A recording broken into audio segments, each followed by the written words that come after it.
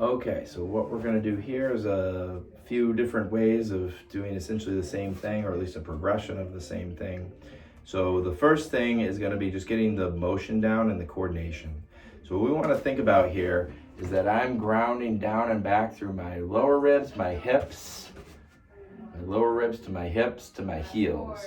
So I'm setting myself back and anchoring there. Meanwhile, and I'm going to pull in just slightly to my thighs, so it's like I'm holding onto a pole, like a telephone pole or something, kind of hugging in with my thighs, which you can't see very well there, but also as I get in my upper body, I'm going to hug in here. So I don't want my elbows or my knees to come too far in, especially if we're dealing with shoulder pain, or if you had a shoulder surgery or something like that. You don't want to come in too much, because when they do the slings, especially initially after surgery, they got a little spacer in there, and that's because if you bring it in too much, it's actually going to leverage the ball in the socket out, and that can cause pressure, pinching, or pain, or even injury if it's, the tissue is not very well healed. So we don't want to force too much that.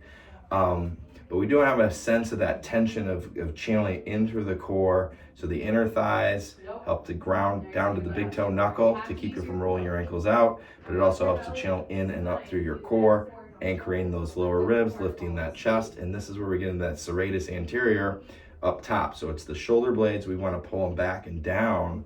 We want to complete this circular motion. So start at the top of the shoulder blade, back and down, and then it comes up and around and through in this kind of scooping motion.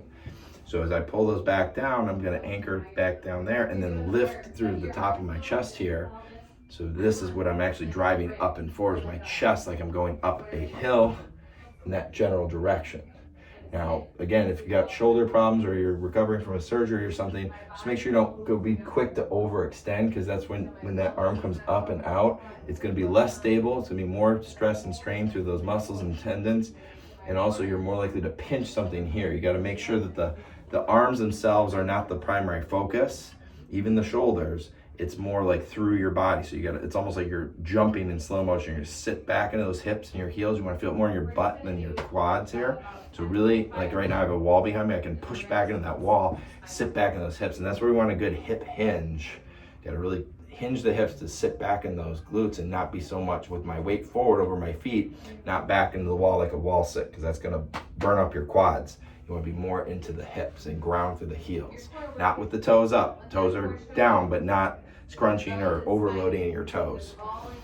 So you want to really feel like you're hinging at those hips, and this, if I'm doing this bowing motion with my knees slightly bent, it's kind of like a deadlift, but with the knees bent. It's like a Romanian deadlift or something. So it's kind of like that, but I want to get it lower and lift with my hips, grounding back and down. And as I lift up, I'm going to pull the shoulder blades back and around and lift up through the chest while I'm anchoring those ribs. It's very important you don't arch your back. And then here. And now I'm going to take this piece of foam, or at home you can use actually a paper towel roll, preferably one that has plastic on it so it doesn't come undone. Would be pretty perfect because it's not too heavy and it's about the right space here. And again, I'm going to start maybe with my elbows out, my knees out a little bit down here. And as they kind of lift up, I'm pushing back through those hips. I'm squeezing those inner thighs. And maybe if I'm on the wall, I can come up off the wall a little bit. And I'm channeling up as if I'm taking that telephone pole, and rather than climbing and pulling myself up, I'm actually uprooting. I'm grounding through my hips. I'm lifting that thing right out of the ground. But I'm using my body, my hips, my core, my scapular muscles, and my serratus anterior here to pull the shoulder blades into the ribs to scoop back behind and lift up the ribs. Because if I don't engage those back muscles first, I'm going to end up rounding out like this, and that's no good for anything because my body's going to collapse. I want to lift my body and lift this through my body, so it's not all arms, especially with the shoulder problems. You don't want to cause too much stress and strain. I also don't want to feel like I'm pulling on my neck here. That means I'm sinking down, and that's not what I want to be lifting up. And so my neck shouldn't feel like it has to do much work at all. My head should just be nice and relaxed up top. My body should do all the lifting. Okay?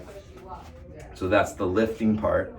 But to get to that, we might need to do a little bit of warm up to kind of channel that. So what I'm going to do is you could use a roller, maybe a longer one than this, or you can use a pillowcase, like over here. Or a towel, slide it. Now, if you do have a pillowcase, what you can actually do is slide your hands inside of the pillowcase. So my hands can tension out just a little bit, but my elbows are still gonna squeeze in to leverage against that just a bit. And so this is very important that you do not, you're sitting your hips and push back, so your weight's in your feet and your heels, not in your arms. So you may want to actually start doing this sitting in a chair, so you're not putting too much weight in your arms and your shoulders, especially if you have shoulder problems or after shoulder surgery. So I could be sitting in a chair and kind of hinging my hips and leaning forward and keeping myself, sunk back into that seat as I lean. This is also a good way to stretch your low back out. If you have low back problems, that can be helpful as well. So it could be a roller or the slides there. And then you can go back. So again, sitting to standing there. You could do this one in sitting as well, sitting in your chair and just kind of focusing on that lift. It's just a lot more in the upper body, so be very mindful. You're gonna find probably more success earlier on to be in your hips and your legs, and you can kind of stand up with this and channel it up through there.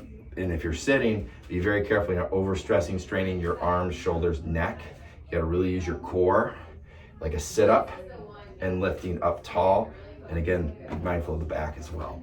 So a lot of things to think about and consider, and a lot of ways you can kind of go with that, but just try to work on the things that are manageable and not too painful, and go nice and slow and easy with it.